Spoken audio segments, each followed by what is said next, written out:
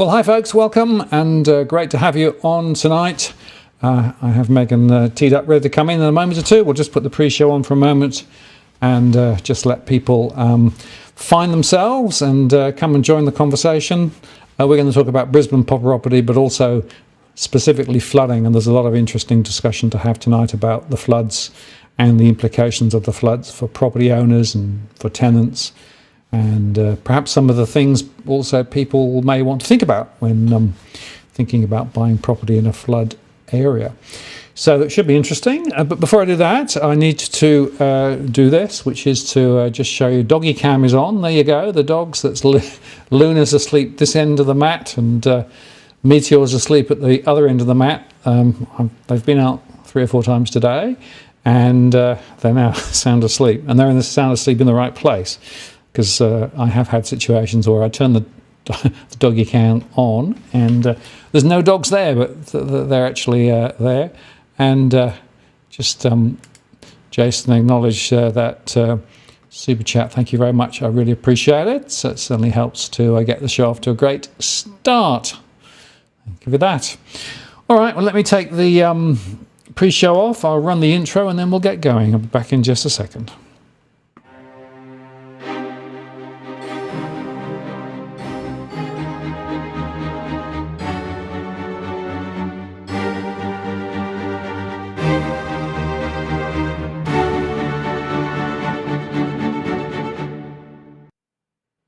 Well, good evening and welcome to this live stream event, and thank you for spending some of your Tuesday evening with us. We're going to talk about Brisbane property and flooding and the intersection of those two situations, and I've got Meighan, who's going to come in just a moment. Just before I bring her in, I will remind you, as normally, that we don't provide specific property or financial or legal advice. This is a general conversation only. We do moderate the chat, so no racial slurs, please. This is as at the 12th of April 2022. And if you'd like to get my attention, use at Walk the World in the chat. That'll make sure that I see your question. And I've also enabled Super Chat, which means that if you want to get your question to the top of the list, you can use Super Chat to do that, or indeed to make a contribution to what we do here, which will be greatly appreciated. Anyway, without further ado, let me see whether I can bring Meighan in. Hello there. Hello there. It's good to be back. Great. Now, last time we were talking, which is about September, October time, right? Mm-hmm. Boom, boom, boom. Now we're going into maybe not quite so much of a boom. Oh, look, it's a really different market, but gee, wow, it hasn't slowed down. It's kind of knocked our socks off up here. And look, we're going to talk through a lot of things tonight about the Brisbane property market, some of those X factor events that threw us for 6. But you know, by and large, it has been a very, very busy time in the Brisbane property market. Yeah, busy time, absolutely. And interestingly, one of the fascinating things which we'll go into is interstate migration. You know, the mix of properties that are for sale, the price momentum that's been quite strong. The question about some of the new building that's going on there at the moment, you know, there's a load of things. But before we get into the detail, just for those who may not know, just give us the sort of the 10-second whistle-stop tour of what you do, because you do so much, but it will be good for people just to understand a bit of it. Do the relevant stuff, I guess. I've been involved in the Brisbane property market for about 2 decades. So about 20 years I've been both as a buyer of property and an agent. So most recently, the last 18 years as principal of property dispute buyers agents, we've bought about 900, nearly 1,000 properties for people over that period of time. And we have a very strict and structured selection process around that. I also co-founded the Home Buyer Academy with Veronica Morgan, and what we wanted to do with that particular system was to help people who weren't necessarily ready to, you know, particularly engage in the property market, but really wanted to fill themselves with a lot of knowledge to get some really good advice and a good way and system of getting themselves into the market. So really arming them with the information they needed. So Veronica and I are pretty passionate about that side of things, because you're going to hear a lot from me today about people buying or selecting the wrong asset and how important it is, particularly in hindsight, where you've been through a really difficult period like a flood, that if the asset selection isn't right, that it's really going to slap you in the face, and that's a really tough situation to be in when you've spent a lot of money on a property. So that's in a nutshell, I guess. Terrific. No, that's good. And we've put links. Related. Yeah, put links and things below for people if they want to find out more. And I have to say, those very podcasts that you do are brilliant. There's so much there, so much information. And the podcasts are really interesting because we get to talk to people like you. So it's not just Veronica and I rattling on about things and sharing our knowledge. We actually get to bring other people's expertise in and put that in a context which is really quite valuable for first-time buyers. Yeah, absolutely. And, I keep highlighting the fact, and before you came on, we were talking, there's a lot of information that people could get their hands on if they knew where to look. And so one of the things that I love about these sorts of conversations is we can help people find out more stuff before they go and talk to a solicitor or even talk to an agent. Yeah, or go and put an offer on a property before they've done the research and know which order to do things in. Yeah, absolutely. A couple of people are saying, are you using your mic or your laptop mic? I think you're using your normal mic, aren't you? Mic's here. Do you want me to check your settings? No, definitely using the roadie mic. Yeah, exactly. Yeah, no, so there. Yeah. I'm going to lift it up. Maybe that's better. I don't know. Comments? Yeah, we'll see what the comments say. But anyway, it's I don't know. I'm just going to do a quick check of settings while. That's okay. All right. Information overload is very common, says Smooth Operator. Yeah, well, there's a lot of information out there if you know where to look. But the point is, with all of this stuff, you need to actually know about the sources of information and which are critical and which aren't. So there we go. So it doesn't sound too bad to me, so I wouldn't worry too much. But people are just making comments about it. Now, let me just get you to sort of give a little bit of an overview. Prices and momentum in Brisbane has been extremely strong for the last few months, right? What do you think's been driving it? And which sectors of the market have been the ones that have been booming, or not? Or is there anything that's really explaining it, or is it what is it? The interstate migration, the 50,000 people coming up from Victoria, or whatever. So much going on, and I think this is going to fix the problem because I did have it on the wrong microphone. So thank you everybody for pointing that out. When we did our tests, it was right, and then when I popped my earpod back in, it went to earpod instead. Okay, well done, folks. That's a good spot. That's really good. Yeah. Okay. Well, now let me just. No more annoying thing than hearing an echo in the background. Look, Martin, it's been such a roller coaster ride, and there are so many factors that are influencing prices in Brisbane. And when I talk Brisbane basically local government area, not Greater Brisbane. So I'm not talking about Ipswich or Logan or Moreton or any of the local government areas outside of the Brisbane local government area. And I think it's important that I differentiate that because those markets actually act independently of each other and they are performing significantly different to each other. So talking Brisbane local government area, so roughly about 12 k's from the CBD. There's so much that's happening at the moment. So one of the biggest things that has been a stifler of growth for Brisbane in the past, with the exception of 2002, 2003, which was our last really, really strong period of growth in Brisbane. But the thing that has been really difficult is that people who are aspirational and perhaps moving up in salary terms, in terms of their career growth, they don't often find the opportunities in Brisbane. So as people are growing in their careers, they look for those career opportunities and higher paying jobs in other locations. And those other locations are generally Sydney, Melbourne, or overseas opportunities. So as well as having people coming from interstate because lifestyle is good, we're a lot more work from home opportunities, we're not having the exodus of talent that we used to have because people are finding now in this post-COVID environment that they don't need to leave Brisbane to get well-paying jobs. They don't physically have to be in another location to do that.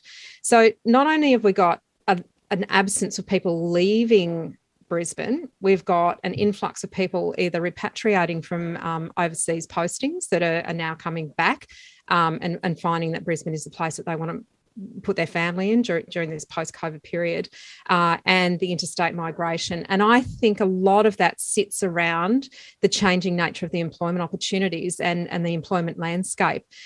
Now, how sustainable that is, I think that's yet to be seen, but that has put an awful lot of pressure on housing in Brisbane because we haven't got people going. We got a lot of people coming in, and there's no new stock in Brisbane. And when I say stock, I'm not talking about apartments. Let's differentiate between freehold housing and apartments. We're talking about houses on land that are freehold, not stacked living. So the amount of people that are coming here looking for those properties within a 12K radius or 15K radius of CBD has increased significantly, but we are not having the exodus of people. So the net migration figures are actually quite a lot higher than they have been at any other time. And I don't have those figures on me, unfortunately. It wasn't one I put in there. But on the ground, you can see it. You can see the amount of people that are competing for limited properties. So I think the latest ABS statistics I saw was that somewhere between 50 and 60,000 people had come into the Queensland area. Most of those were in and around the Brisbane area, and quite a few of them had come from Melbourne and the surrounding area, and others from Sydney and the surrounding area. And interesting, in my surveys, when I asked people about when they'd migrated, there were three drivers. The first driver was, well, COVID actually was a lot better managed earlier on in Queensland, so people were thinking that was good. Secondly, prices are much more acceptable, or at least they were. And thirdly, the rental and investment returns were a lot higher from an investment property perspective. It was also much better, compared with the net and gross returns in Melbourne and Sydney, which were both pretty poor. So there's a bunch of reasons why that was the case. And the final point is, quite a few people who come into Australia come in through the gateways of Sydney and Melbourne, but then go elsewhere. Yes. And I did notice that in my surveys, quite a few of the people who were coming up to Brisbane were actually first-generation Australians. So they were relatively new, migrants into Australia as well. So I think that's some of the factors that's been driving it. Yeah, and the thing is, when you've got limited or scarcity, so there's no more land that's going to be created unless there's some subdivisions. So at best, you might turn one block into two blocks and have two freehold houses. But they're just not making any more land in Brisbane. You can't push out anywhere. There's nothing to be released. Certainly in other local government areas, there is still a lot of greenfield, a lot of space, a lot of house and land packages being released. That's a completely different environment and a whole different conversation. So not going down that pathway. We're talking about houses that are within that constrained area where you just can't build any more of it, and that scarcity factor is the thing that is driving growth. I also had a look at some NAB approval numbers, and I think it was from December last year. There's been quite an uplift in the number of first home buyers getting housing approvals, but actually a decrease in the upgrade or second home buyer market. And that's a really interesting thing to me, because what that's telling me is that a lot of people are finding that they're not actually upgrading the family home, moving out of the first home and into the second home, because some of those opportunities just don't exist for them to upgrade. So there's almost like there's a bottleneck in the market, and we have seen it on the ground of entry-level houses selling, but people going from maybe a nice family home to a more substantial family home, there isn't anything for them to buy. So they're bottlenecking the upgrade process in Brisbane, and that's putting an awful lot of pressure on all price points. Absolutely, yeah. And it's like a lot of things. There's always multiple dimensions to it. You can't point yourself to one thing, but the combined impact is there for everybody to see. And then let's just sort of overlay now the flood story. So there was an interesting question that I got from Annie. Actually sent me this question beforehand. She said, look, we were looking at property in Brisbane, quite not very close to the river, but quite close to the river, and we asked the agent about flood risk. We were looking at this, and we got quite seriously into it, right?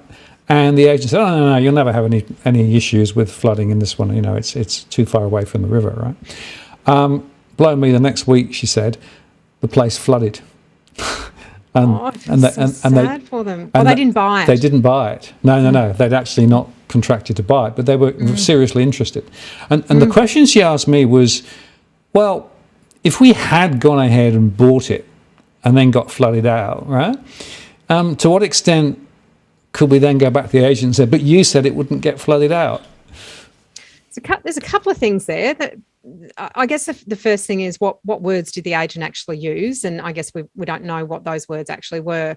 If it was along the lines of, oh no, it'll never flood, never has before, then there might be a little bit of risk there for the agent. But the basis of property law in Queensland is caveat emptor, which is in essence, let the buyer beware.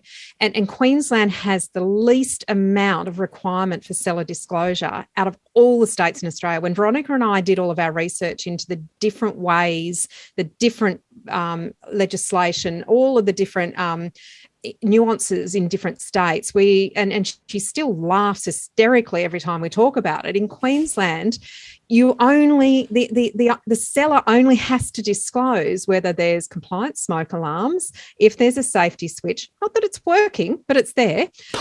If there's a pool, that there's a pool safety certificate, or not one. Doesn't have to have one, but they just got to say that it doesn't.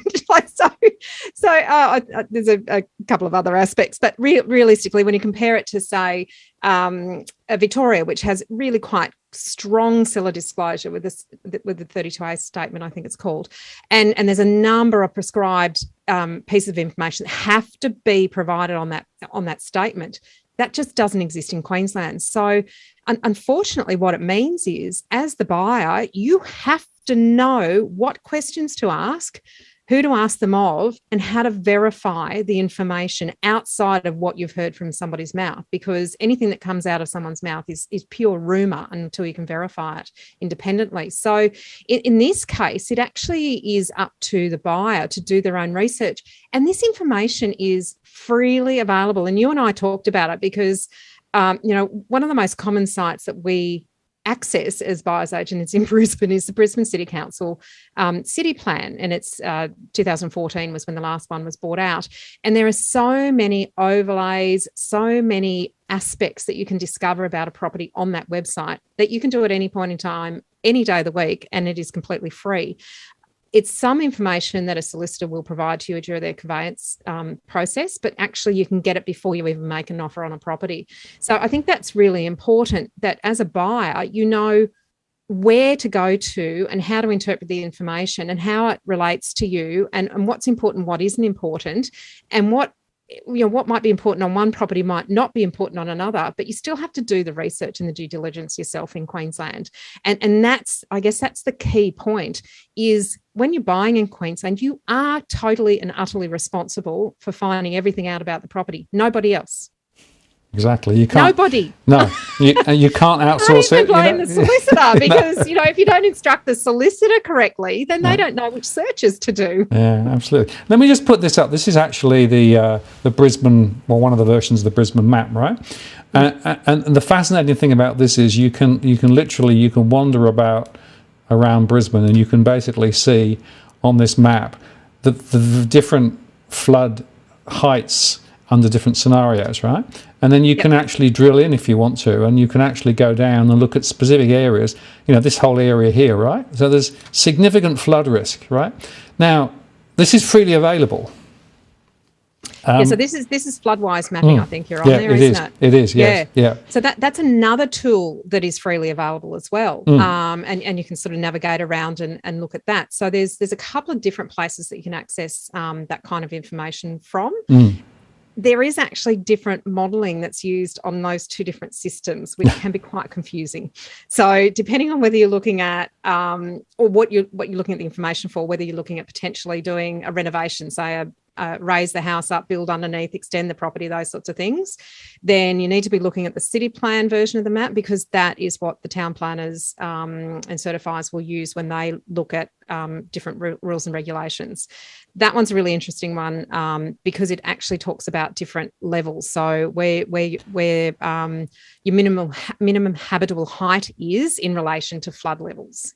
So that actually gives you quite a good graph as well. Absolutely. And this one here is actually showing different probabilities, right? So, 5%, 1%, 0.2 and 0.05%, right? Which is one way of doing it. As you say, the other one is more specific in terms of heights and levels and things. But the other point I guess we should make is it's worth actually going and looking and working out just how high the particular property is you're looking at relative to the surrounding areas, right?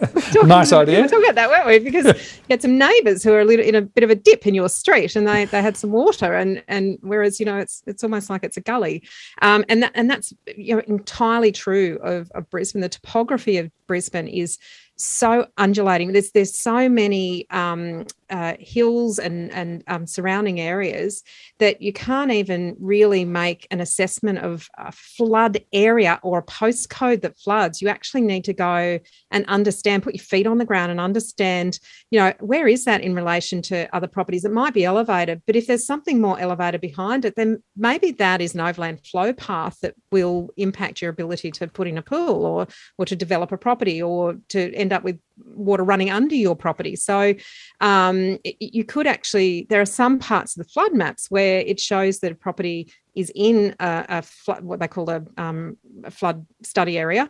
But when you actually physically go there, it could almost end up being an island because it's so elevated in relation to the properties that are around it. That of itself brings in challenges if there's a flood and you can't get to your property. But I think feet on the ground and understanding the topography is vitally important once you understand where those flood areas are. Yeah, and it's worth highlighting, of course, the fact that it's not just proximity to the river, because it can be a fair way away. And in fact, locally here, last week we had massive floods, and just one road over, there was a group of houses that got flooded out. And the reason they got flooded out was because there was a relatively small creek that went up 4 metres, which was, almost unheard of. And the council hadn't done a very good job of clearing the debris further down, so that basically it all backed up. Now, that's going to be a court case. I can just see it now. You're right. Everyone's saying it wasn't me, it was somebody else, right? But the net effect was these people weren't close to the beach. They weren't down low, but they were nevertheless between, water up there and the sea down there. It's got to go somewhere. And it's got to go somewhere, exactly right. It's got to have a pathway, yeah. So it's really important to go those through. And you've got to underscore, and I think this is true of everywhere, not just in Queensland, is you have to do your own due diligence. You cannot just take it on trust that the agent says X, or you get a bit of a mumbo jumbo report from the vendor saying, well, here's the report about the building, so we'll just take that then, right? Unfortunately, it does not work like that. Yeah. Look, the vendor can't, the agent can't misrepresent. Let's be really clear. They can't misrepresent. If they know something about a property, they can't misrepresent it. But but they don't have to reveal anything they don't know. Does that make sense? So they don't have to make inquiries about things unless you specifically ask them to make inquiries of the vendor about specific things. So to say to an agent, has this ever flooded before? And the agent says, oh, not that I know of. That's not misrepresentation. But if you were to say, can you please ask the owner, or even put in writing an email, can you please ask the owner, have they ever experienced any kind of flood, inundation, and be quite specific about it, then there is an obligation on them to actually ask the vendor. And if the vendor doesn't provide them with truthfulness in response to that, then there is potential recourse on that. Get it in writing. Absolutely. And it's also how you ask the question, who you ask the question of, and how you direct that you want the response as well. That's really important, because just asking a bland kind of question, does it ever flood? No, not that I know of. Yeah, exactly. No time that I've been here has it flooded. Yeah. That's true. No.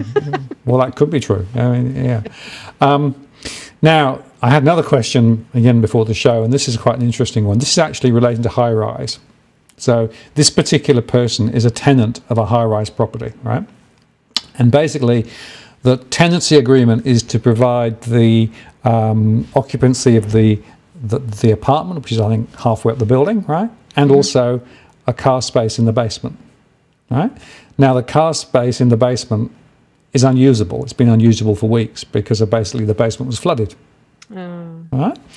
And luckily they'd moved the car away, so the car wasn't damaged. But the question there was, well, should there be some recompense under the tenancy agreement for the fact that I could no longer get access to the basement car park, which was part of the tenancy agreement. I mean, it's another interesting aspect of how this flooding thing can play out.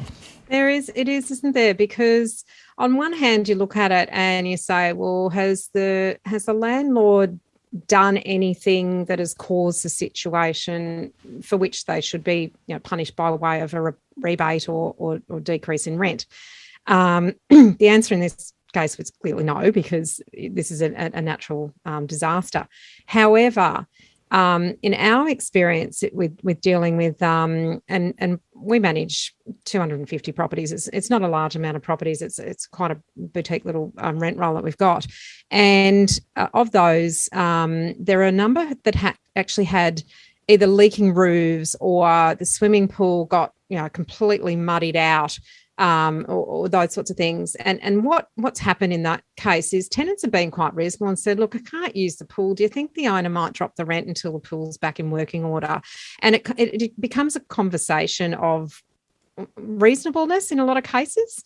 I just saw a comment come up. Lifts is another good one. So, you might be in a 20-story building, and if the basement has taken out all the water in the basement's taken out all the power, then you might not be able to use your lift. That's a lot of walking to do if you're not that fit, and I don't know anyone who wants to do 20 sets of stairs every day.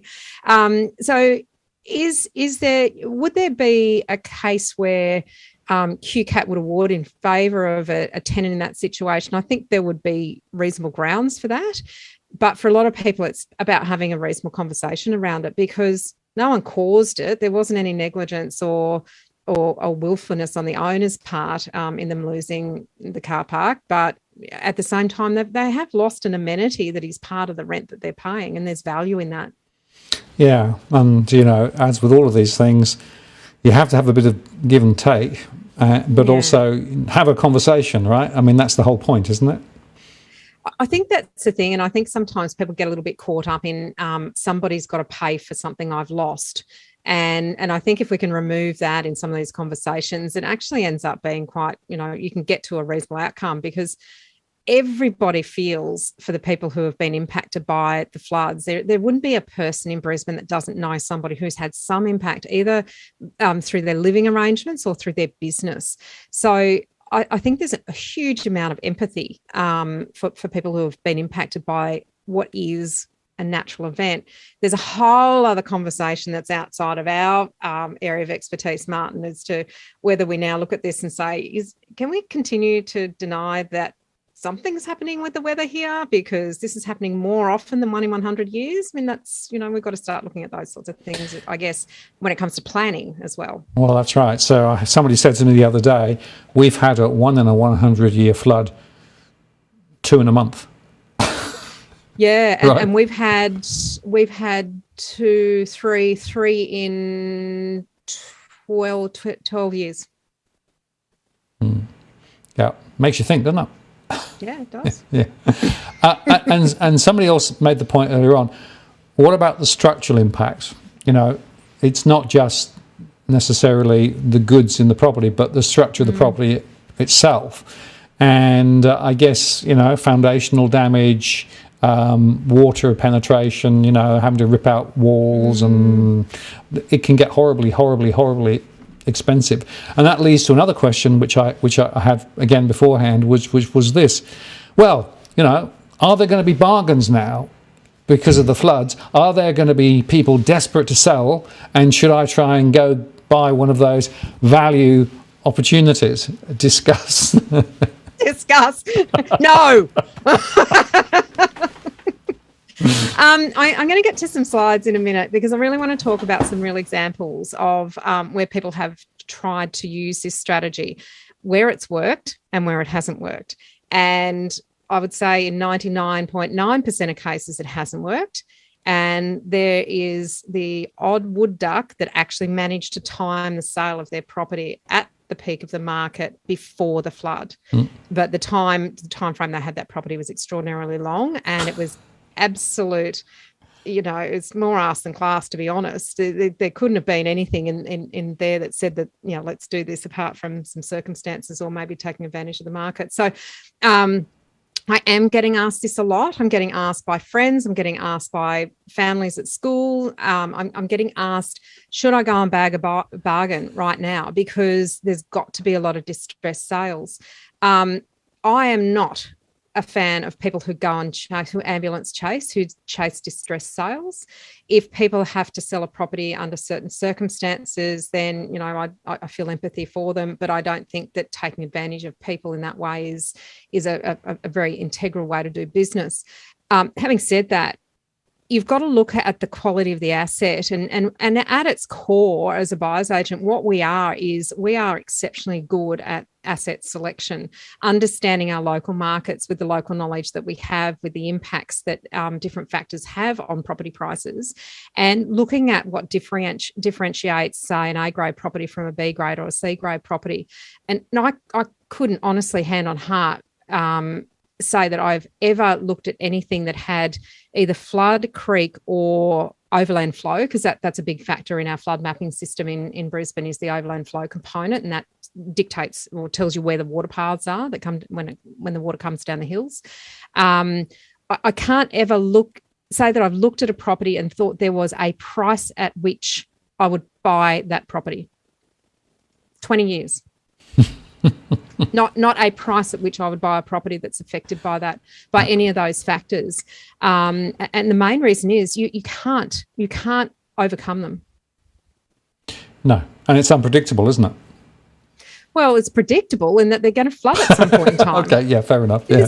I mean, there's 100% certainty at some point in time that property will flood. Yeah. What you can't predict is when it's going to happen, and therefore you have to be, better than any property professional on the planet to time the entry into that property at the lowest point and to time the exit out of it at the highest point. And the reason I say that is that the only examples of people making money or experiencing capital growth that is comparable to non-flood affected properties. So put the two categories here. Properties that were flood affected in 2011. I might try the slide here because I'm trying to explain something that is better done graphically. Fine. Is that slide one? No, we're way past that. All right. Okay. We've flicked straight into flood. All right, let's go to 5, please. So there's your slides. And let me just go to that. Just tell me which one you'd like to see, and I'll Number 5. Number 5. There you go. Yep. Okay, so this is going to be really hard to see, and I apologise for that. It's actually one that I have, with permission, reproduced out of the Property Investment Professionals of Australia journal, and it was done. It was one of the columns that Eliza Owen from CoreLogic has done in that journal, and I really like it because as squiggly and as difficult as it looks, it is really telling. Now, what we've got, if you've got a pointer there, Martin, if you can find the 0% line running across there. Yeah. So that's zero. Growth is above, negative growth is below.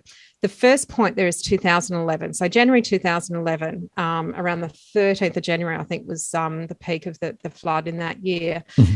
The dark line is Greater Brisbane. So unfortunately, I don't have a Brisbane LGA line to show you here, but this is Greater Brisbane. So you can see that it took about 3 years, 4 years, 3 to 4 years, 3.2 years, I think it was, for prices in Greater Brisbane across all suburbs, including flood-affected suburbs, to recover back to that neutral position. So where they were December 2010, took about 3 years for prices to recover.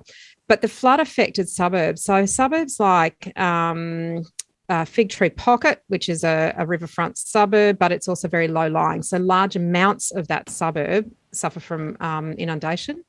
Indooroopilly, very highly regarded suburb, but rivers all around Indooroopilly is river, sorry. And then you've got suburbs more affordable like Rocklea. That is really a floodplain. It's one of the few where almost every property was actually flooded. So if you find Rocklea, it took this one here, if you find Chelmer, this is quite a telling one. It took Chelmer over 8 years for those properties to recover back to a neutral point. I think it's this now one. that's not Yeah, that's not 8 years for every property to recover. That's the average across the suburb. Yep. So in a lot of cases, non-flood affected properties actually didn't suffer any kind of downturn in price. So that actually is largely driven by the drop in price of flood affected properties. So now overlaying on top of that, all properties aren't equal. Those in the highly sought after areas and the non-flood affected properties actually had strong growth. So individually, when you take away the flood affected properties from the non-flood affected properties within suburbs, the non-flood affected ones actually didn't have dips in value. So what you're saying is that actually that average masks, right? Because it's a large area. Absolutely masks. Yeah, and interestingly, some analysis that I've did independently was suggesting that in some areas we see values dropping by up to 40 to 50%. Yep. In those areas where there is bad flood impact. And I would say it's on a property basis as opposed to an area basis. And that's the thing I guess I want to really, really make really clear is don't talk about suburbs, don't talk about postcodes, don't talk about areas even, because it really comes down to the individual properties. And it's that due diligence that people do and should do that will stop you making the decisions that might put you in a position where you have negative growth for 8 or 9 years before you even start to have positive growth if a flood event actually does happen. And you can avoid it by not buying the bargain of a flood affected property when prices are depressed, because they may go down further before they go up, and it may take a very long time for them to recover. And I think that's one of the things that worries me about the bargain hunting of flood affected properties. And the problem is, if you have another flooding event quite close, it will then take even further and longer before it actually comes back again, right? Yes. Yeah. And put the other thing that layers on top of this at the moment is actually the market factors that were in play before the flood happened. So we had the strongest price growth that we'd had since 2002 in a short period of time. Because I've said this to you on the show before. I liken the Brisbane property market to a Clydesdale. So if you had a horse race, then Sydney and Melbourne are probably the 2-year-old geldings who absolutely go, full on. They race like you wouldn't believe, and then they break down for a while, and then they take off again. So they have more of the ups and downs in the medium house price. You look at a graph, and it's quite fun to watch. Whereas Brisbane tends to be a little bit more stable. It has a bit of a lift, and then it just moves along. That has a bit of a lift, and it just moves along. We don't tend to have these ups and downs unless we have an external factor affect it. So, excuse me. So when we're looking at the horse race, the Clydesdale broke out of a trot in this current market, which is really quite amusing to me because I haven't seen it since I first entered the industry in 2002. So the Clydesdale's got a bit of speed up, and then it's got a bit of momentum, and suddenly Brisbane is now outperforming Sydney and Melbourne in terms of capital cities. We've got a lot of activity in the regional markets as well, which has been quite exciting. They may have peaked. But, you're talking about properties that have had maybe 40% growth, but there are properties that should not have had 40% growth. And what I mean by that is people stop because of the fear of missing out in this rapidly rising Clydesdale momentum, pushing forward at a great rate of knots. It's almost like there was, I might even reallocate this to, it's a carriage. What was the Cobb & Co? The Cobb & Co coach that had a massive amount of Clydesdale pulling it, and you can't stop the thing, and everybody's on it and trying to, catch a hold of it and make sure they don't miss out. But this momentum has actually been driven by this massive fear of missing out. And it's meant that a lot of people have stopped differentiating between quality property.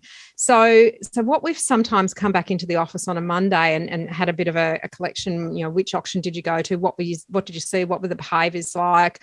What was the expectation in terms of price? What did it go for?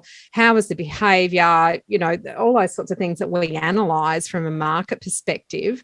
You come back into the office and say, I cannot believe that somebody paid the same price for a 3-bedroom renovator on 600 square metres in suburb X as they have paid for the same property in suburb Y, where Y has, usually has a median house price of 1.3 million, and the first suburb has a median house price of maybe 800.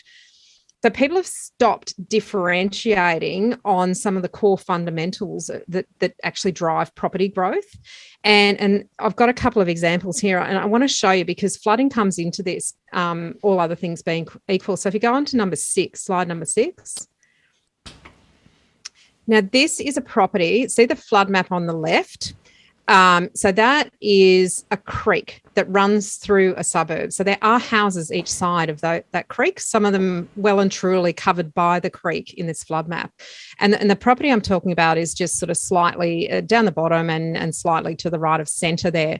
So that property is well and truly a B-grade property. It suffers from full creek flooding. So the entire block is covered by creek flooding. You cannot raise that house up and build underneath it. So you're very constrained with what you can do with it. So in September 2010, that sold for $586,000. Now that market at the time was quite steady, and the median house price in this particular suburb was $700,000. This is a blue chip suburb, family friendly, good schools, bigger blocks, very low density, hardly any units and townhouses. So at a time when the median was 700, this property sold for 586. So it gives you a really good indication of how it compares to the average property in this suburb. So well below average. And there's a couple of reasons for that. One is the flooding, and 2, it's on the corner of a busy street. So there's 2 factors that can't be overcome there. In October 2021, which was really quite rapid growth, a lot of activity, 10 to 15 bidders on properties, multiple offers on private treaties, people just not doing their research and not differentiating between properties. That sold for 1.370 with no improvements between 2010 and 2021. And that was in a peaking market. I'll talk about where we think the market is in a moment, but the median at that time was around $1.4 million in that suburb. So this is a classic example of what we're seeing in buyer behaviour of not differentiating between different quality assets and not looking at the fundamentals that are actually underlying what you should pay. They're just throwing the kitchen sink at things to get into the property. Now, that property had terribly, very, very sadly, tenants move into it just after settlement, and they lost everything under the house. The floods came up under the floorboards. They lost all of the fencing around the property except for the pedestrian gate, which still has the house number on it and the bell that you ring at the pedestrian gate. That's the only thing that's left standing after that water rushed through and took out a large amount of their improvements. So we would probably put that now back at around 850, which is where it probably should sit had those people not been in that bubbled market that we've been seeing where people aren't differentiating between the fundamentals of the property. And that's a scary story, isn't it? Because it shows you what happens in an over-exuberant market. As you say, Everything then tends to go up, and people get less discriminating about different types of property. The dogs and the stars, the A class and the B class and the C class. Yeah, everybody assumes everything's call them different things, but that's all. We all talk about the same thing.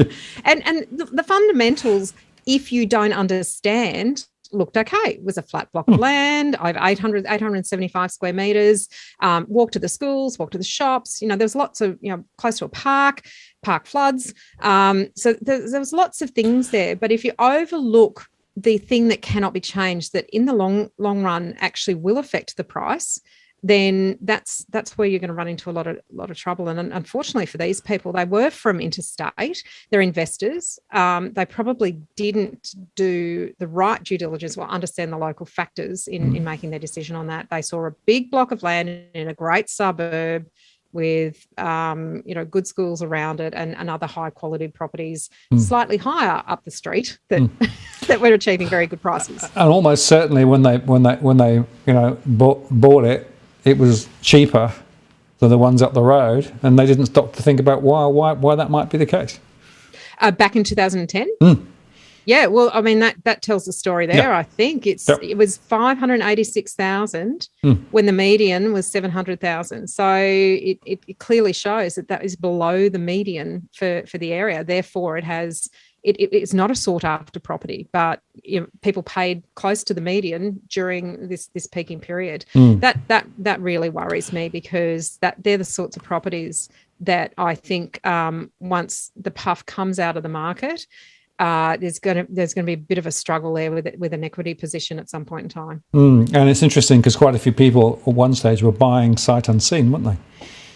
Unfortunately, yeah. During lockdown, there was a lot of it. Exactly. And look, that is okay if you're engaging a professional who's acting purely in your interests and is giving you really reliable and independent information and quality photographs. And we did a lot of Zoom walkthroughs and those sorts of things. Virtual tours that the agents produce are beautiful. They showcase the property beautifully, but it won't show you, the outside of the laundry, or where, there's factors that you just won't see in those beautiful marketing videos that you need to. And people are still buying a little bit sight unseen at the moment, although there's a little bit more movement around. But you can't just rely on marketing material to buy a property, and you can't rely on an agent whose job it is to sell the property to any buyer for the highest price. You can't rely on them or expect them to show you what might be the challenges of the property. No, and you just looking at Street View, as I've spoken to a few people, I looked at Street View to have a look what was around in the local area, and I looked at the map. Yeah. Yes, and how old was it? Exactly. And what about the developments that are going on around it? Yes. Who's doing renovations? Yeah. How's it going to impact on the property? I always say, look at the planning zoning, right? See what's going on there, right? Look at the flooding, right? Look at the crime maps. There's lots of good information that might tell you something. And then the other point is, if it does look mispriced relative to other properties in the same area, right? You've got to ask yourself a really hard question, right? Is there a reason why it is cheap? And it might be. Such a good question. Yeah. It is. And in a normal market, that is a really good reflective question. And I want to have a look now, if I can, at the next slide, which is slide 7. It's just another example. This is actually over Sherwood Way. So again, near the river, but not too close to the river. But this is just the way that the actual river comes into the suburb. Not bad in and of itself. Blue chip suburb, well regarded, but this particular pocket is certainly the lesser of the 4 or 5 pockets that are in that particular suburb. The house is okay, but we call it a clunky layout, but actually think you could fix that. So that's a problem that can be overcome, and that doesn't make it any less of a quality asset if you can overcome it without overcapitalising. So a few caveats there, but a bit of a clunky layout. But it has flood. I mean, this is one of the worst flood maps that you can see for a property. These are the types of properties that you saw on the morning shows and the news, where they were driving along in boats. This is what we're talking about in these sorts of areas. And looking at the progression of sales here for this particular one, in 2009, it sold for 730. Now, that was a peaking market at that time. Resold again for 775 in 2012. Now, people's memories were still pretty strong there. It was only coming up to the 2-year anniversary of the floods. But it was actually a rising market at that time. So you can see there wasn't a huge amount of growth there. But then in 2015, it resold for 842,500. Now, that was the start of the credit squeeze. Resold again in June 2021 for 1.2. Now, that it almost made me sick to my stomach that someone paid that much money for that property in that position, because what you can do with that property in that position is so limited, and it is always going to have the stigma when the pressure of a really tight market is relieved. So our estimate on that one now is about 950 post-flood. and we won't see the data for those sorts of things for some time, but it will be coming through. And then that whole cycle of how long it will take for that property to catch up to the general market again because of the negative dip before it rises is why we recommend very strongly against buying the bargain of a flood affected property. And like I said, also, the other factor to bear in mind is that if there has been a lot of flooding in the area, you could have other structural issues like, for example... Yeah, we didn't even get into that conversation. Yeah. We've sort of flicked right past it. Yeah, well, I want to bring back to it because I actually... There's 2 points I want to make. The first is you may well have foundation issues. The other point I noticed in watching some of the television coverage when they were just stripping everything out, right? I think asbestos, there could well be asbestos, and I've got a particular interest, as you know, in highlighting the risks of asbestos. I don't think that adequate precautions were being taken, and people were just, desperate to sort of try and just clear it out. There's a bunch of questions that you've got to think about from a structural perspective if you're dealing with flooded property, and as well as the mould and everything else. It's the structural questions. Mould. My God. Yep. And it's a really good point that you make because a lot of the Queenslander style properties are built on stumps. So they might be concrete, they might be metal, they might be the original timber stumps. They might be, roughly head height or maybe a little bit more higher if the house hasn't been raised. And so what is under there is sometimes just still a dirt base, or it may be a non-structural concrete slab. So what happens when there's a great deal of water is those stumps start to become a little unsettled. And even a property that's 100 years old, if there's too much water, then you start to get your stumps actually dropping. So the stumps that actually sit under the joists that then have under the bearers that then have the joists on top and then your floorboards. So those stumps that are holding that house up and even, if you like, it starts to become uneven because most of our properties here are timber and tin, so they've got to have a little bit of movement. That's just what they were designed for, but they're not designed to have a 2, 3, 4 inch drop in a stump or several stumps, and that change to what they're sitting on is one aspect of it. But if the property is built in underneath or is a single level house, and as you say, the water has actually come in, then you start to look at does that actually have an effect on the integrity of the slab? Does it at some point in time end up needing underpinning because it's actually dropped in a corner or in some point. But the mould, when you said mould, the mould is probably one of the really concerning things that is hard to get rid of, because once it's in there, the spores just keep moving and growing, and that's probably one of the things after the post 2011 that people struggled with the most was it was almost impossible to get rid of the mould unless you literally stripped the house back to bare bones. And even then, it was still kind of building itself on the structural framework. And that doesn't sound structural, but it actually is, because you can't then build over the mould and resheet walls and put cladding on the outside again. You've got to keep going until you get rid of it. Yeah. And it's a massive health problem. Yeah, I was going to say that massive health impact. Correct, because the spores are also very, very destructive in terms of personal health as well. And this is a very important point that I think it's really important to underscore. The journey of pulling a property back if it's been flooded is not straightforward, right? No. And of course, at the moment, the other factor is you can't get the parts. You can't get building materials. You can't get labour because there's too much demand and not enough people are actually able. And so again, I was talking to somebody the other day who's out of their home now for months, and there's no prospects of getting back into it anytime soon. Now, luckily, they were insured, so that at the moment they're being paid for to live somewhere else. But there is a limit as to how long that is going to be paid for by the insurance company, right? So they got this burning fuse on one side where effectively they're counting down to the point where the insurance payments stop, and they can't get anybody to actually deal with the structural issues they got in their property. right?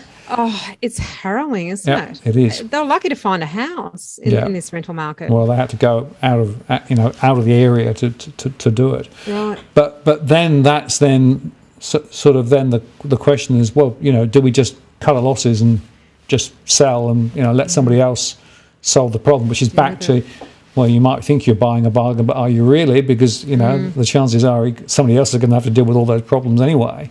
But it just shows you how complicated and how difficult it is. And I just wanted to put up this quote from earlier on from Zach, which said, insurance quotes, 10K. If you can get insurance, flood insurance, it costs you an arm and a leg. And in some areas, you can't actually get the insurance, can you? Yeah, I think there was, there is, and I'm not going to name them because I don't know factually, but post 2011 where people were underinsured or sometimes not insured, there was quite a groundswell of activity around ensuring that there was insurance options available. And I know there is an insurer that will provide flood cover on any property, but the premiums are astronomical. You're talking sometimes in the vicinity of $12,000 or $15,000 for a family home, and that's per annum. And that's just not really something that most families can afford when you put all the other costs of living on top. So is it uninsurable or is it completely unaffordable, I guess is the thing that we've found when I've heard sort of that anecdotal feedback on people. Why didn't you have insurance? Because I couldn't afford the $15,000 a year was some of the answers that I got. Yeah, and of course it's year after year after year. You have to pay those costs every year, and then that adds further to the overall cost of living. And by the way, if you're like having another private school fee, but you're actually getting nothing in return. Well, no, exactly right, because you're basically trying to protect yourself from something that may or not happen. And by the way, tenants, right, if they're actually looking to get personal effects insurance in property flooded areas, have to pay through the nose for it as well. Yeah, they do. Yeah.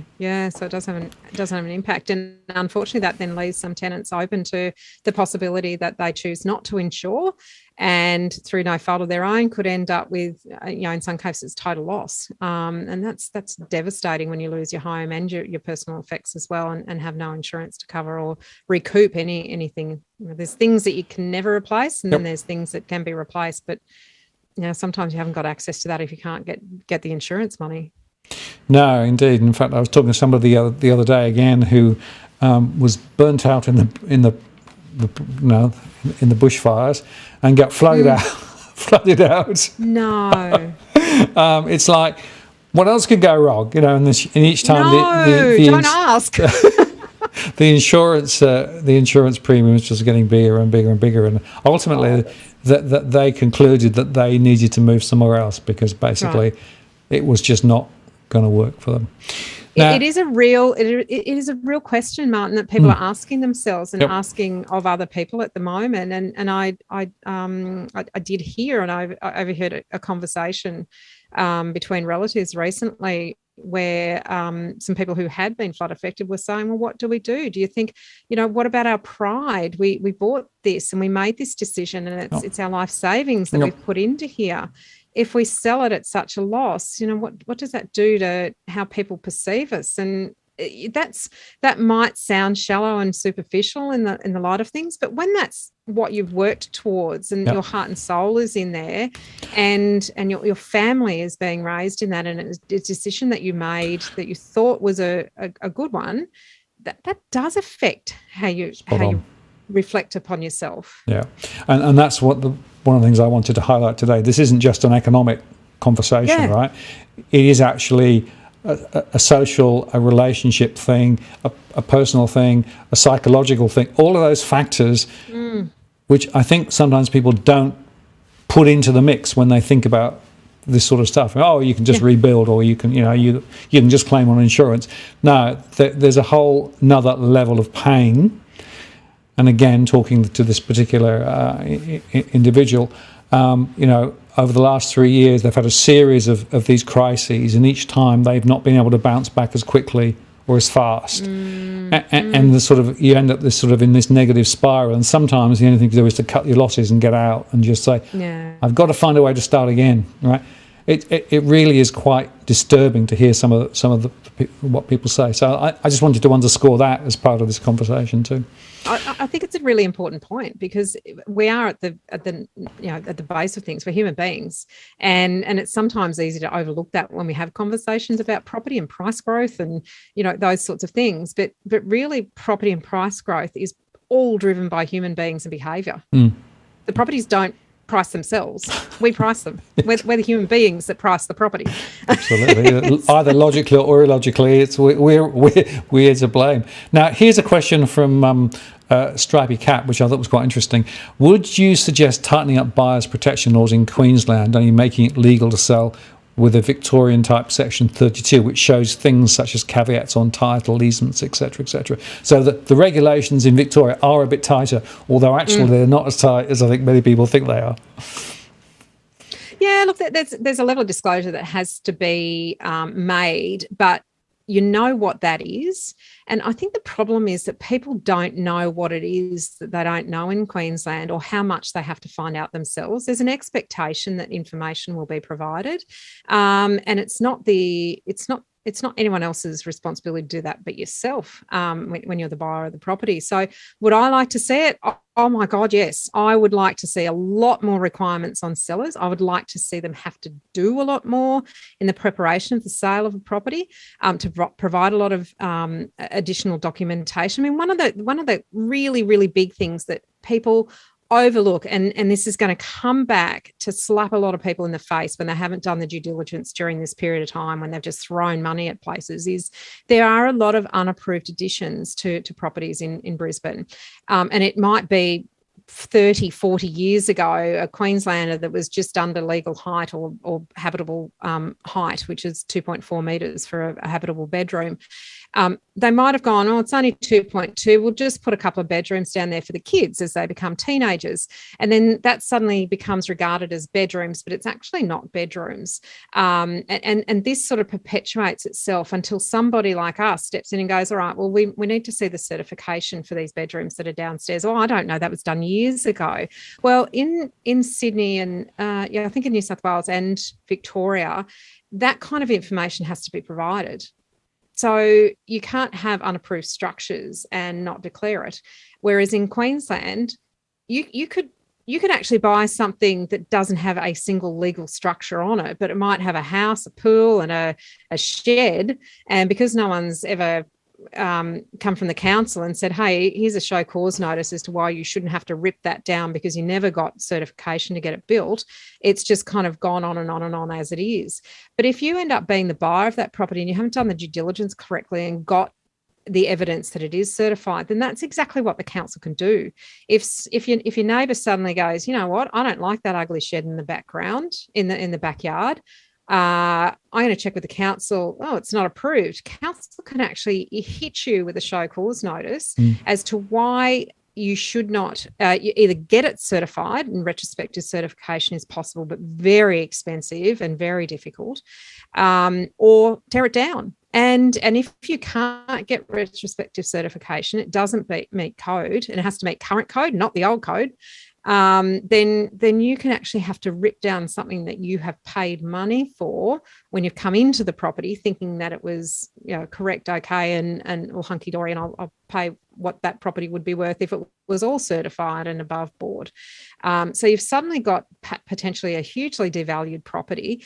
And the other thing, and this is relevant from a fire, flood, whatever the case may be, these unapproved structures are uninsurable. So if the property was to burn down and the whole downstairs area had been built in, but it wasn't certified, it wasn't the correct heights, it wasn't built to code at the time and didn't have certification, you can't get retrospective certification. If that house burns down, then the only thing the insurance is going to cover is what was actually certified and approved on the property. So if you've thought that you've paid for a 5-bed, 3-bath, 2-level house, but actually what you've got is a 1-bed, 2-bed, 1-bath, a single level house, then what you're going to get in return versus what you paid is going to be a fairly big gap there. And that is one of the biggest concerning things that people, I think, go into purchases thinking, well, that's okay, the solicitor will find that out. The solicitor may well find that out, but unless you've got a clause in your contract, and it's a conditional contract that has the right clause in it, there's no way you're getting out of that contract. If you bought it at auction, there's no way you're getting out of that contract, because there's no remedy in the contract if you find any of those types of things out. You've got to do all that due diligence before you put a contract on the property. Yeah, I'd love to see a lot more disclosure. Yeah, and I'll make one other point, and that is some of the, what can I say, less expensive conveyancing entities that just do the minimum in terms of shifting the, they often don't. Ticking the boxes. Yeah, they actually don't ask any of those sorts of questions, right? And I had my own personal experience when, in fact, we discovered by coincidence, because I looking at the map thinking what was that actually there was an easement that nobody picked up, right? I picked it up and dealt with it, but the conveyancer wasn't interested, right? They were just saying, well, we're just ticking the box and just, So it's really interesting that you can't even necessarily rely on the conveyancer to pick all this stuff up. And it's almost too late anyway. So you've got to do the due diligence beforehand. Right? Yeah, and know what to ask and who to ask and how to find the information. And some of these things are going to cost money, but they're going to save you an awful lot. I think the value of the money that you spend before you enter a property or enter into a contract on a property, if you don't end up buying that property, the money that you've spent because you've found something out is worth its weight in gold. Sometimes it's the properties that you don't buy that are the better decisions than the property that you do buy if you've done your due diligence and you've found something that should make you stop in your tracks and not go ahead. Absolutely. Well, in my last buying spree, we actually, I think, looked at 4 or 5 properties that we thought we wanted to progress, and in each case we started to progress, and then we started tripping over the issues, and we actually pulled out. Right, definitely the right thing to do, because we ended up paying a little bit more than we might have otherwise, but for very good reasons. Like in one property, we found that there was effectively a whole area in front of the property that could be redeveloped at any time, and there was no necessarily planning controls on that. So our views of the ocean could have been taken away before we'd actually got very far, right? And then another one. Oh, so that's interesting, because there is it's hard to quantify, but there is value in a view corridor, and if that view corridor can be interrupted, as you rightly point out, if you can't control that view corridor, either via air and light easement or some other mechanism to control a view corridor, then your risk is that you lose quite a lot of value. That's the whole point. Not only amenity, but yeah, exactly right. And this was one where the land was actually owned by a holiday park, and they had basically unlimited easements to build whatever they wanted to do, wherever they wanted to do it, all the way along. So that was an interesting one. And then there was. Did you ever go back to it and find out if anything was built there? Went back 5 years later, and blow me, they'd built in front of it. So it was definitely, so it was a good decision. And the other one, we actually got quite a long way down buying, but there was this outbuilding, which was a big double garage, right? And then we started thinking, well, hang on a moment, it's not on any of the plans, it's not in the maps. And then we realised that actually it wasn't actually an authorised building. Yep. It had been put up by a builder at the back of the property, right, without any permissions. Yep. And so we did a bit of further checking, and that was an illegal building. And then you go exactly your point.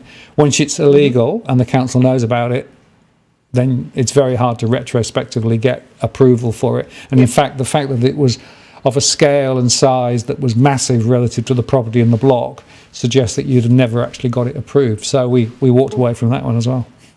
Oh, good due diligence, and knowing what to look for, and knowing the impact as well. Yep. I think that's vitally important for people. Yeah, and that's why I sometimes tell these stories, because it perhaps brings to life more than just saying, do your due diligence. Here are some practical examples. Due diligence, okay.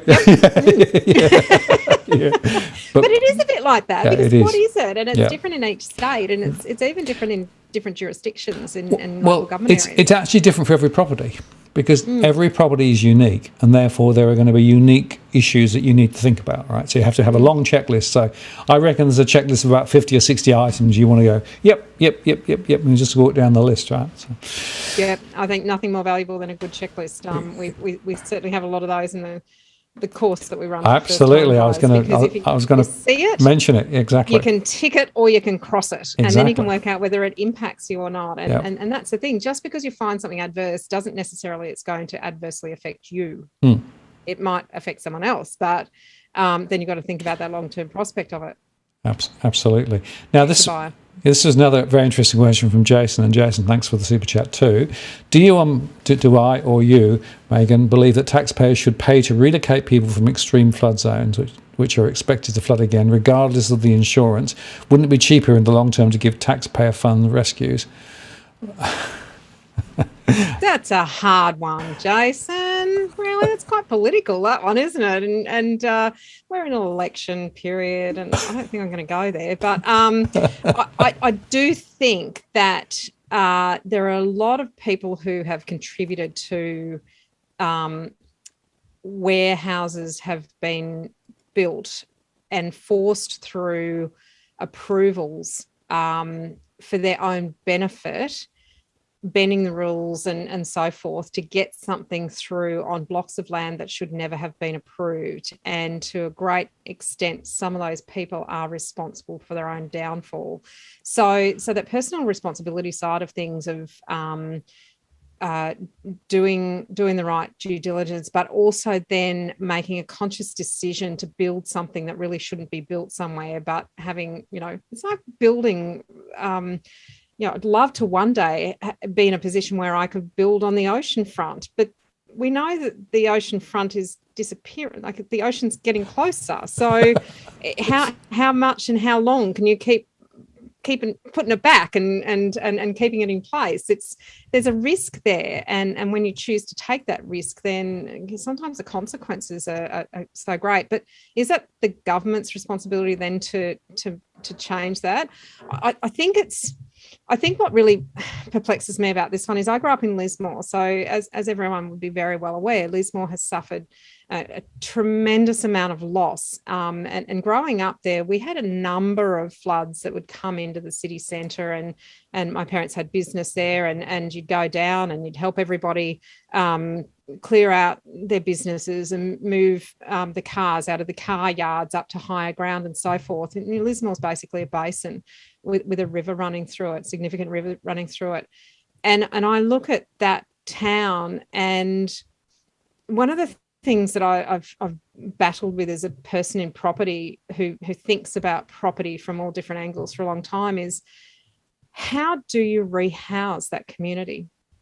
You can't flood proof that area. You just can't. It's not possible. So it almost goes to Jason's question of how do you rehouse those people outside of the high risk areas and almost the city centre? No, it's a big question. Massive conundrum. Yep. Yeah, absolutely. Look, but there's an interesting observation. It's certainly true in certain areas around Sydney. There have been considerable development on the floodplains in recent years, right? Masses and masses of new developments. People in the area knew they were building on floodplains, right? And the question is, was there appropriate planning and due diligence done, or did people look the other way? I don't know, but maybe paper bags of money were handed through and people got approvals they should never have got. But I can tell you in the UK, they've gone through the very similar processes. So there was a lot of poorly built property on floodplains, and then suddenly the climate started to change and the flooding is, and they've got thousands and thousands of properties now that keep getting flooded, and they've got exactly the same debate. So where does accountability lie? Whether you're insured or whether you're not insured. If you basically pay money to people who aren't insured rather than to those who are insured, does that encourage people who have insurance not to hold insurance because they can get bailed out next time? Does that mean that you're basically given a free shot, right? And as you say, the complexity of moving an entire area, including not just houses, but the rest of the infrastructure and schools and all those things to somewhere else, that's a huge situation. Comes back it's almost unfathomable, but something has to change. Well, something does have to change. I would have thought the first would be to say, well, hang on a minute, let's stop any further building on floodplains, right?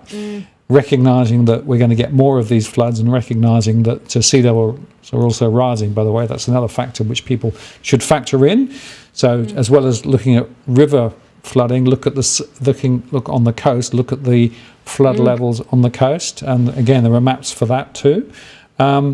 People would be surprised as to where those lines are, because there are lots of properties. That's like 1 million properties around the edge of Australia that is at risk of flooding down the coast. Within a very short number of years. Correct. Yeah, exactly. We're not talking decades. No, we're not anymore. That's right. And the rate at which sea levels are rising is increasing, and we get the higher tides and the wind and everything else. So there's a bunch of factors there. So we need probably a more sophisticated approach to planning in the first place. And I think but we're always going to be attracted to the water, and that's that human side of us too. I know. We like that amenity. Yeah. We like being as close as we can. Well, many people like to be as close as they can to the beach and to see it, and it is an absolute pinnacle of success and prestige to have something where you can see the water or walk straight out on to the water. Cookie boy there says fishing from your living room. There you go. Look, I personally didn't get any inundation, but I had a lightning strike at my house. So there was one lightning strike in our area, and it was my place that got hit. So it was a whole different experience for me. Yes. Well, we actually hit the house, blew out the lights, the oven, the toaster, the TVs. It was quite remarkable. Well, again, another war story from my end. We actually had a lightning strike on a local big tree. The big tree fell over and pulled the power cables down, and that created a power surge. And the power surge basically blew out the electrics in the house, and I had to get a bunch of stuff replaced, right? And it was a very interesting debate with the insurance company about what caused it, right? Because basically the tree was the first cause, and then it created the secondary cause. It took months to settle. So it's an interesting example of one thing creates another thing, creates another thing. But at the end of the day, we got it sorted eventually. But it just shows you that sometimes real life gets in the way. Oh God, Mother Nature, when she unleashes, she gives us a hard time. That's for sure. Absolutely, particularly I have to say in Australia, with the big storms. Well, look, we're getting into the last 15 minutes, and I had a few questions earlier on about the future trajectory of property, right? And that's obviously expectations potentially of higher interest rates ahead. I mean, most people seem to be suggesting that rates are going to rise at some point. The migration question, it looks as though the migration levels will be up, but not dramatically up. And we also know that some of those people who moved up to Queensland are maybe regretting and maybe thinking, well, maybe I should move back now.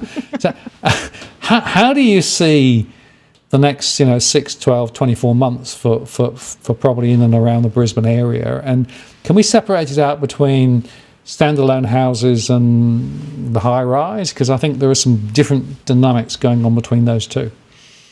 We've I guess for the last maybe 7 or 8 years, talked about almost a two-speed property market in most capital cities, and that is the detached dwelling property market versus the high-rise, high-density property market, and how they perform significantly differently to each other. And I think what we're going to see. So I'll go back one step. Property clockwise, if you think about that concept of where the property market is, and I don't believe in an Australian property market, I think much more granularly and much more micro than that when I think about property prices and property aspects. But the property clock at the moment, and this is slide 2 if you want to flick to it, this is the first time in 2 decades in property that I have seen most markets performing in the same way. So this is a property clock where you see at the top a peaking market, at the bottom of the market, on the left a rising market, on the right a declining market. So you can see for detached houses, almost all markets are performing in the same way, which is just almost unheard of. It'll be a snapshot in time that I don't know that we'll see reproduce any times in our lifetimes. So just to be clear, normally you'd expect to see a more distribution around the clock in different areas, right? Yes. Yeah, that's right. Whereas at the moment it's all sitting over in this area, which is, rising market approaching a peak, that sort of area, right? That's what this clock is saying. Yeah. And this is Heron Todd White, who are national valuers. They are in a lot of properties in a lot of regions, so they're really across the market at a very granular level, at an individual property level. So they've got good on the ground data and intel that they actually use. So that's that's where they see the property market at the moment. Brisbane's in amongst that rising market sort of area over on the left. And I think from our point of view, feet on the ground, we're still seeing upward pressure on prices. Excuse me.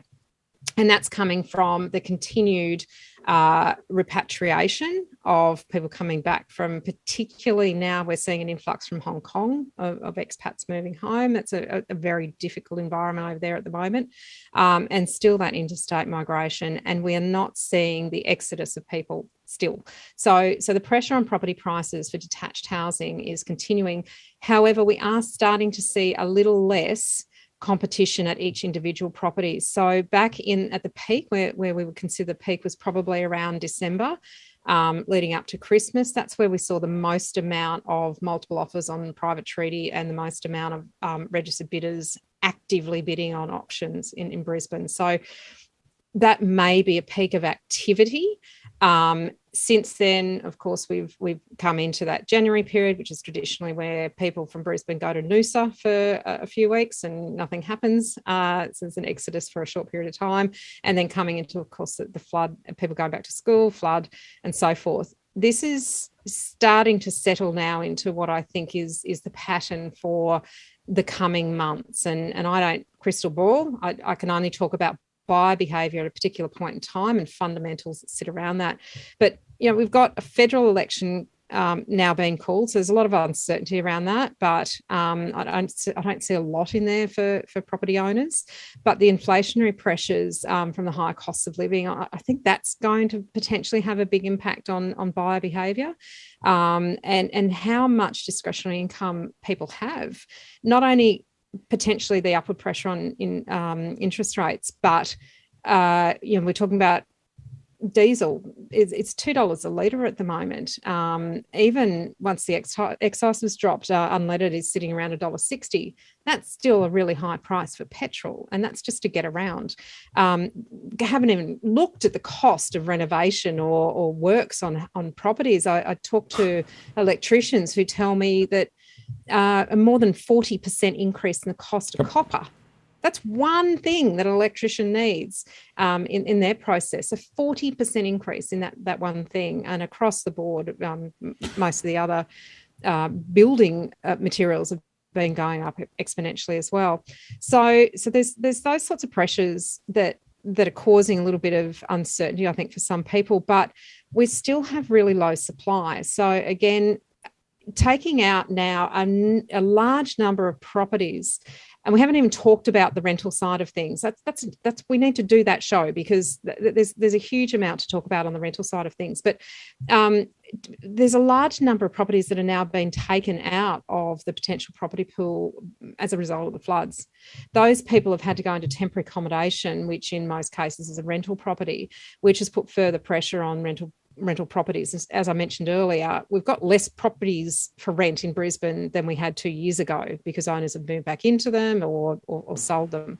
So the turnover from the number of properties that are available 2 years ago, pre-COVID, to what's available now has actually decreased. And I know that's really hard to put. It's hard to say but it's a fact, because there are, I don't know how many properties are affected. Somewhere in the vicinity of 15 or 20,000 properties are flood affected. They're not going to be fixed in the next couple of weeks. Before this even happened, a couple of years ago, there was a massive hailstorm that affected Springfield. So that sort of subdivision land, house and land subdivision out southwest of the CBD. And a huge number of roofs out in that housing development were damaged. We haven't been able to get roofers to fix leaks and so forth for about 6 or 9 months because they're all out there doing insurance work. So to actually get a roofer before the floods was damn near impossible. It is impossible now. We're talking about 6 to 9 weeks just to get a roof leak repaired. So that takes a whole nother load of properties out of the market when you can't live in a property that's got a leaky roof. Yeah, absolutely. And just another anecdotal, I was talking to a builder today, windows for a new property, they've gone up 40%. And the delivery time frame, which was originally 12 weeks, has now shot out to 36 weeks. So basically they've got this shell and they can't actually lock up. They can't log up, they can't put windows in because they can't get any. Yeah. Look, on the positive side of things, it is still more affordable to buy a property, a comparable property in Brisbane, and that is in Sydney and Melbourne, and that often is one of the drivers of attractiveness for people to either invest in Brisbane or to move here, is that affordability factor. It's when that affordability gap lessens that we start to see price growth come off a little bit. I don't think we're there yet, from what I've seen. So there's the affordability factor, but of course we've got very low unemployment as well. Yeah. So a lot of people in full employment. Hang on, I've just lost my earpiece. All right. I can't hear you. Might hear me, but I can't hear you. I can hear you. I can hear you. Yeah. Can you hear me? Technical difficulties at the end. Okay. We'll just get the technical stuff sorted out. As with all of these things, there's always the odd thing that happens. But the point I was going to make was that to my mind, interest rates are going to rise, and that's going to put a lot of pressure on households that already are sitting on big mortgages. We also know that banks are beginning to lend a little less relative to incomes than previously because they're now effectively taking account of significant rate rises ahead. And that's going to put a bit of dampener on mortgage momentum, I suspect. But the fact that in Brisbane in particular, the supply of standalone houses is relatively limited is a problem. On the other hand, there's quite a lot of development of high-rise in and around Brisbane, and there's more coming on stream. So I wonder whether the high-rise sector is in for a further correction rather than an acceleration. Now, are you back or are you not back? She can't hear me. Okay. Because it's an interesting question as to how this all plays out with regard to the high-rise sector. Gotcha. Okay, she's back. Well, wonderful. Okay. Phew. Apologies. I had earpods in and it went flat. Okay. Talk too much, Martin. Yeah, I know. Well, hour and a half, I suppose that's fair. I was just talking about apartments and the fact that there's still a supply of new apartments coming on. There's still more approvals in and around Brisbane happening. And it doesn't look at me as though the apartment market, particularly the high-rise, bog-standard, cookie apartments, are doing that well. But the more boutique type of apartments, and there are a smaller number, look to be doing a lot better. So again, you can't really even bucket apartments into one market, can you? You can't put them all in together. And I talked about that two-speed property market, which used to be considered detached housing versus units, and we started going down that path. You can't even put units into one lump either, because what is doing extraordinarily well and is undersupplied is the downsizer unit market for prestige, large house size apartments in lifestyle areas that might have access to the river and a view and so forth. So that is performing extraordinarily well. But as you say, the properties that were, and I want to differentiate two terms here, the properties that were built and focused towards investors, which we call investor stock, not doing so well, as opposed to investment grade, which is doing well. They're two different things. So where there's no scarcity, so large blocks of units, all the same, 2 bed, 2 bath, single garage if you're lucky, maybe an open car space that might or may not be secured in the basement. They're what we call investor stock. They're very generic. There's low build costs and no differentiation, scarcity around them whatsoever. But investment grade apartments, which are quite different, could be those 3 bedrooms, maybe Art Deco, aren't being reproduced, aren't going to be easily replicated. They have broad buyer appeal, so both owner-occupier and investor appeal, particularly owner-occupier appeal. They're performing quite strongly. And you know, I'm not a researcher. I'm not a data person. I'm a behaviour, property, asset person, but I'd love to see some statistics that actually looked at the difference between the performance of even those 2 market segments. Would be really interesting. But for Brisbane itself, taking away houses versus freestanding houses versus apartments, we've also got that in-betweener sort of marketplace, and that's really starting to take off in the townhouse segment. Townhouses are often low density. You might only have 3 or 4 on a 600 or 800 square metre block of land. They often don't have common walls. Some do have common walls. And those townhouses are almost like a middle ground between in some cities they might be called villas if they're single level. Here the townhouses generally with a living area downstairs and the bedrooms upstairs and an attached garage. And those properties are becoming more sought after. I think they're probably the story that we need to watch in 2022, because as house prices they're just outstripping first home buyer affordability. It's the townhouses that are going to be the next thing that they turn to. And we're already seeing quite a strong uplift in prices in that segment, in well located, low density complexes with good amenity, good layouts, surrounded by character houses, not in high density areas, good, close to amenities, ticking all the fundamental boxes, not in suburbs where there's large numbers of similar types of properties. So the scarcity factor still needs to be there. But in character areas that have lots of houses where there might be just a smattering of townhouse complexes. I think that's the thing that we need to watch this year, because they have been languishing, and now that affordability factor is pushing people towards the townhouse market. Absolutely. Very interesting. Well, we've come pretty much to the end of our time.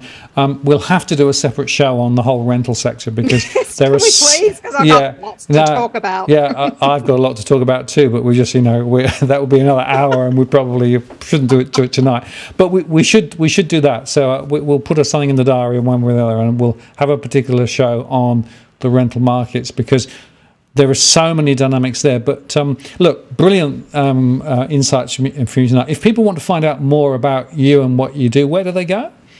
The buyers agency is propertypursuit.com.au, and the team of buyers agents that we have there are extraordinary at their job and know the local market intimately. And I think that's something I really want to highlight too, is if you're going to talk to an expert, make sure they're a local in the area, because there are a lot of there's a lot of broad overarching information that you can get. But if you're really focusing on an area, make sure you know that you're talking to someone who really knows what they're talking about in the area that you want to buy in, or can direct you within an area. The other thing really important for first home buyers, or even we've actually found a lot of our Your First Home Buyer Guide, which is the podcast that Veronica and I have, and also Your First Home Buyer Guide, which is the course for first home buyers. We've actually found a lot of people from interstate and overseas who aren't necessarily first time buyers are doing that course because they want to get to know how to buy property in the other state, in the state that they haven't purchased in previously. So homebuyeracademy.com.au is that one. Very, very well worth having a look at, because we actually talk about due diligence checklists, how to inspect a property, but in the right order. And I think that's a really important thing. And one thing that we found when we were researching how to present this information to people is, you can find all sorts of different pieces of information around the place, but often people don't know which order to put it in. And if you put it in the wrong order, you can almost end up in this cycle of failure, or end up buying something that you didn't do the things in the right step and have made a bit of a costly mistake. So buyers agency side for Brisbane, propertypursuit.com.au, and then Home Buyer Academy, which I'm pretty chuffed about. We love doing the podcast. Veronica, if anyone's tuned in, it's a hoot. and they're actually brilliant. And I've had a number of people I've directed that way, because what you have there is a very powerful set of tools which really help people. I want to say thank you very much for your spending some time with me tonight and with the community here. We didn't get through all the questions, we got through a good number. Thank you very much. And great questions.